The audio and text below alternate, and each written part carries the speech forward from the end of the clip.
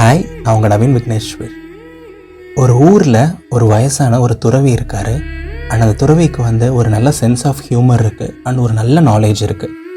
ஜென்ரலாகவே துறவிஸ் அப்படின்னா அவங்களுக்கு நிறையா விஷயங்கள் தெரியும். எல்லாத்த பற்றின ஒரு நல்ல அபிப்பிராயம் இருக்கும். என்ன கேட்டாலும் அதுக்கு ஒரு சொல்யூஷன் கொடுப்பாங்க. என்ன ப்ராப்ளமாக இருந்தாலும் அதுக்கு ஒரு ப்ராக்டிக்கலான சொல்யூஷன் அவங்கக்கிட்ட இருக்கும். கரெக்டுங்களா? ஸோ அதே ஊரில் ஒரு குட்டி பையனும் இருக்கான். குட்டி பையன்னா டீனேஜில் இருக்க ஒரு குட்டி பையன், ரொம்ப சின்ன பையன் இல்லை, சரிங்களா? ஸோ ஒரு நாள் அந்த சின்ன பையன் தன்னோட ஸ்கூல் முடிஞ்சு ஒரு 10th 12th படிக்கிறான் அப்படின்னு வச்சுக்கோங்களேன்.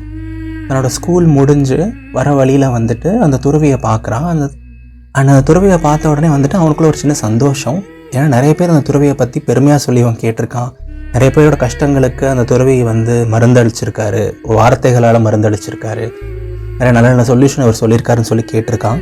ஸோ நாமளும் போய் நம்மளோட கஷ்டத்தை இவர்கிட்ட ஷேர் பண்ணுவோம். நாமளும் போயிட்டு நம்மக்கிட்ட இருக்கிறத அவர்கிட்ட சொல்லுவோம். நம்மக்கிட்ட இருக்க கேள்வியை இவர்கிட்ட கேட்போம் அப்படின்னு சொல்லிட்டு அந்த துறவிக்கிட்ட போகிறான்.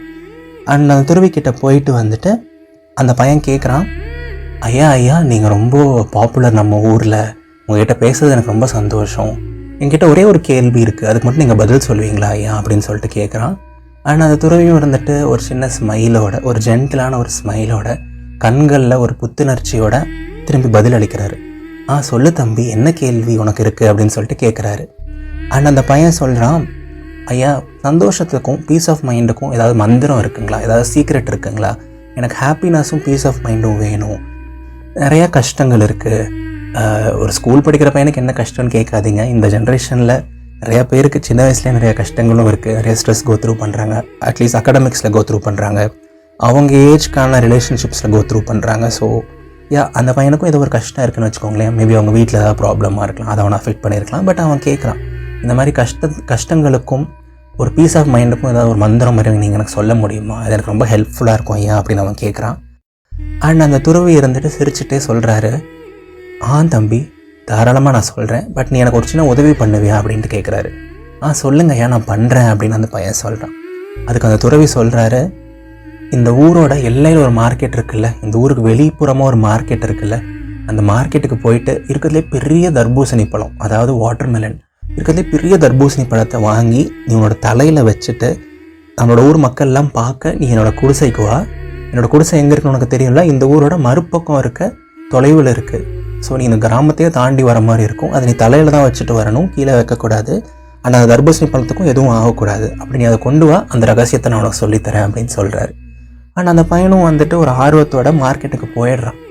பட் அப்புறம் தான் பார்த்தா அங்கே இருக்க தர்பூசணி பழங்கள்லாம் பயங்கர பெருசாக இருக்குது. 5 கிலோ 7 கிலோலாம் வரும் போல். அண்டு வெயிட்டை கூட தூக்கிடலாம், அது பிரச்சனை இல்லை. பட் அதை தலையில் தூக்கி வச்சுட்டு போனால் எல்லோரும் சிரிக்க மாட்டாங்க, எல்லோரும் ஒரு மாதிரி பேச மாட்டாங்க.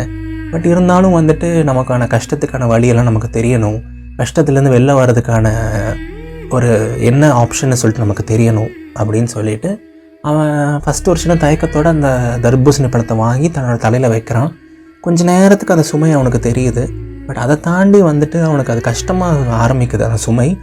பட் அப்போ தான் ஊரில் இருக்க எல்லோரும் அவனை பார்த்து சிரிக்க ஆரம்பிக்கிறாங்க. சிலர் கை தட்டுறாங்க, சிலர் என்னென்னமோ முக ஜாடைகள்லாம் பண்ணுறாங்க. நிறைய மக்கள், நிறையா அவனோட ஃப்ரெண்ட்ஸ் எல்லோரும் சிரிக்கிறாங்க. டேய் தம்பி, என்னடா பண்ணுற, எதுக்குடா தலையில் வச்சு கொண்டு போகிற, கட் பண்ணி வாங்கிட்டு போகலாமேடா, ஒரு பேக்கில் போட்டு போகலாமேடா, யாரா நீ, லூஸ் ஆடானின்னு சொல்லிட்டு நிறைய பேர் சிரிக்கிறாங்க.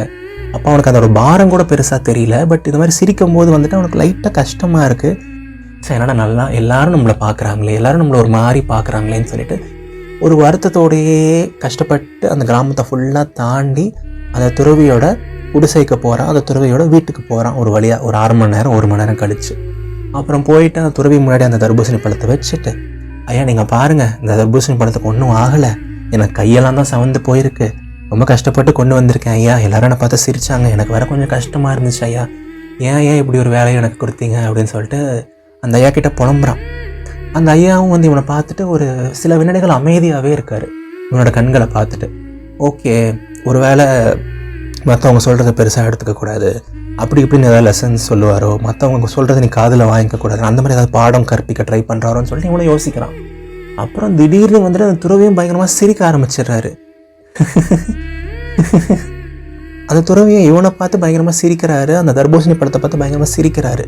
ஆனால் இவனுக்கு ஒன்றுமே புரியல. இதுக்கு இவரும் நம்மளை பார்த்து சிரிக்கிறாரு, இவர் சொல்லி தானே நம்ம வாங்கிட்டு வந்தோம், இவர் தானே நம்மளை வாங்கிட்டு வரவே சொன்னார். இந்த ஊர் மக்கள் சிரித்தாங்கன்னா கூட அதில் ஒரு நியாயம் இருக்குது, இவரும் ஏன் சிரிக்கிறான்னு சொல்லிட்டு அவங்களோட மனசு இன்னும் கஷ்டப்படுது. அட போங்க ஐயா, நீங்களும் என்னை பார்த்து சிரிக்கிறீங்க, என்ன நீங்கள் சொல்ல வரீங்க, என்ன தான் நீங்கள் சொல்ல வரீங்க, என்கிட்ட சொல்லுங்க ஐயா, ப்ளீஸ் ஐயா அப்படின்னு அவன் கேட்குறான். அப்புறம் தான் அந்த துறவி வந்துட்டு ஒரு புன்னகையோட, ஒரு ஆத்மார்த்தமான ஒரு புன்னகையோட பதில் சொல்கிறாரு. இங்கே பாரு தம்பி, லைஃப்பில் வந்து கஷ்டங்கள் எல்லாருக்குமே இருக்கும், அதுவும் இந்த வயசுலேயே இவ்வளோ கஷ்டம் இருக்குதுன்னு சொல்கிறேன். பட் அந்த கஷ்டம் வரும்போது அதை சீரியஸாக எடுத்துக்கணும்னு அவசியமே இல்லை. இந்த மாதிரி நீ சிரிக்கலாம் அந்த கஷ்டத்தை பார்த்து, இல்லை அந்த மாதிரி ஒரு கஷ்டம் வரும்போது அதை நினச்சி நீ கொஞ்சம் சிரிச்சுட்டே அதை நீ ஹேண்டில் பண்ணலாம். ஒரு சென்ஸ் ஆஃப் ஹியூமரோட நீ அதை ஹேண்டில் பண்ணலாம், ஒரு புன்னகையோடு நீ அதை ஹேண்டில் பண்ணலாம். நீ ரொம்ப ஃபீல் பண்ணுறனாலையோ இல்லை அழுகிறனாலையோ இல்லை பாரமாக இருக்குன்னு நினைக்கிறனாலையோ வந்துட்டு அந்த கஷ்டம் வந்து இல்லாமல் போயிட போகிறது கிடையாது, அந்த கஷ்டம் ஒரே நாளில் காணாமல் போயிட போகிறது கிடையாது. பட் இப்படி நீ மனசார சிரிச்ச அப்படின்னா உனக்கு ஒரு மைண்டு லைட் ஆகும், அண்ட் நீ அந்த பிரச்சனையை இன்னும் கொஞ்சம் பெட்டராக ஹேண்டில் பண்ணலாம். அண்ட் அந்த சென்ஸ் ஆஃப் ஹியூமர் லைஃப்பில் ரொம்ப முக்கியம் தம்பி. எல்லாத்தையும் சீரியஸாக எடுத்துக்க வேண்டாம், லைஃப்பை ரொம்ப சீரியஸாக எடுத்துக்க வேண்டாம். எல்லாத்தையும் நினச்சி சிரி, எல்லாத்தையும் ஒரு லைட்டான ஆங்கிளில் பாரு, எல்லாத்தையும் ஒரு புன்னகையோடு நீ பாரு. அதுதான் சந்தோஷத்துக்கும் பீஸ் ஆஃப் மைண்டுக்குமான பெரிய ரகசியமே அப்படின்னு சொல்கிறாரு. ஆனால் அது பயனும் இப்போ மனசார சிரிக்கிறான், வாயை விட்டு சிரிக்கிறான். அண்ட் அந்த பையன் மாதிரி தானே நாமளும் நிறையா விஷயத்த வந்து சீரியஸாக எடுத்துக்கிறோம். லைஃப்பில் சின்ன ப்ராப்ளம் வந்தாலும் சீரியஸாக எடுத்துக்கிறோம். ஐயோ எனக்கு அது கிடைக்கல, ஐயோ எனக்கு இது கிடைக்கல, ஐயோ எனக்கு ஃபோட்டோக்கு லைக்ஸ் கம்மியாக வந்திருக்கு, என் ஸ்டோரி என்னோட க்ரஷ்ஷு பார்க்கல, இந்த சண்டே ஸ்கூல் வச்சுட்டாங்க, ஐயோ இந்த எக்ஸாம் பேப்பர் இவ்வளோ டஃப்பாக இருக்குது, ஐயோ இவங்க நம்மக்கிட்ட ஒழுங்காக பேசலை, ஐயோ இந்த ரிலேஷன்ஷிப் இப்படி ரொம்ப மோசமாக போகுதுன்னு சொல்லிட்டு ஏகப்பட்ட விஷயங்கள். I respect every thing, but எல்லாத்தையும் ஒரு ஸ்மைலோட பார்க்கலாமே. ஆமாம் அப்படி ஆயிடுச்சு, ஆமாம் அவங்க விட்டு போகிறாங்க, அதனால என்ன இப்போது லைஃப் ஒன்றும் முடிஞ்சு போயிடலையே, ஆமாம் இப்படி ஒரு விஷயம் நடந்துருச்சு, இந்த எக்ஸாமில் ஃபெயில் ஆகிட்டோம், but that's not the end of the world. அதையும் ஒரு ஸ்மைலோட பார்க்கலாமே. லைஃப் ரொம்ப சீரியஸாக எடுத்துகிட்டு மட்டும் என்னங்க பண்ண போகிறோம்? சீரியஸாக எடுத்துக்கிறனால நம்ம இன்னும் பெட்டராக வாழ போகிறோமா? இல்லை ஸ்ட்ரெஸ் ஆகி இன்னும் கஷ்டம்தான் பட போகிறோம். ஸோ நெக்ஸ்ட் டைம் லைஃப்பில் ஏதாவது ஒரு ப்ராப்ளம் வருது, ஏதாவது ஒரு பெரிய கஷ்டம் வந்தால் கூட அதை நீங்கள் ஒரு ஸ்மைலோட ஹேண்டில் பண்ணுங்கள், ஒரு சென்ஸ் ஆஃப் ஹியூமரோடு அதை நீங்கள் அணுகுங்க. அண்ட் கண்டிப்பாக அந்த பிரச்சனையை நீங்கள் பெட்டராக ஹேண்டில் பண்ணுவீங்க, அந்த பிரச்சனை சீக்கிரம் முடியும். அண்ட் அதை வந்து நீங்கள் சூப்பராக சமாளிச்சிருவீங்க. ஓகேவா? சிரிங்க, அட் எனி காஸ்ட் சிரிச்சுட்டே இருங்க. And that is the beauty and mantra of life. Okay, so எல்லோரும் எப்பவும் ஹாப்பியாக இருங்க, சிரிச்சுட்டே இருங்க, உங்களுக்கு மனசுக்கு பிடிச்ச விஷயத்த பண்ணிகிட்டே இருங்க. அண்ட் எப்பவுமே முழு மனசாக நம்புங்க, வாழ்க்கை ரொம்ப ரொம்ப அழகானது. இது நவீன் விக்னேஸ்வரின் இதயத்தின் குரல். நன்றிகள் 1000.